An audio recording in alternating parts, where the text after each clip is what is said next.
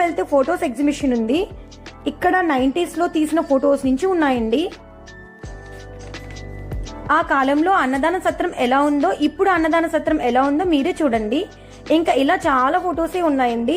ఇంకొంచెం ముందుకు వెళ్తే మన హిస్టారికల్ మూమెంట్స్ లో మన కళ్ళకు కట్టినట్టు రీక్రియేట్ చేసి పెట్టారు. ఇంకా బయటకు వస్తే ఫ్లవర్ ఎగ్జిబిషన్ ఉందండి. అది చూసేసి ఇంకా గజవాహనం స్టార్ట్ అయ్యే టైం అయిందని మాడవి దగ్గరికి స్టార్ట్ అయిపోయాము. ఇక్కడ పిల్లలు తప్పిపోతే ఐడెంటిఫై చేయడానికి హ్యాండ్ కి ట్యాగ్ వేస్తున్నారు. నేను మా చిన్నోడితో గ్యాలరీలో కూర్చొని ఉన్నాను. అప్పుడు తిరుమల ఈవో గారు భక్తులకి సౌకర్యాలు అన్ని బాగున్నాయా అని చూస్తూ మేమున్న చోటికి వచ్చారు. యూట్యూబ్ లో మీ అందరితో కెమెరా ముందు మాట్లాడి అలవాటు అయింది కదా.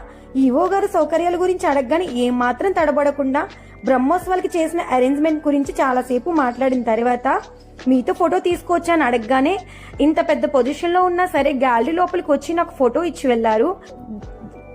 మేము ఎప్పటి నుంచో ఎదురు చూస్తున్న గజవాహనం రథం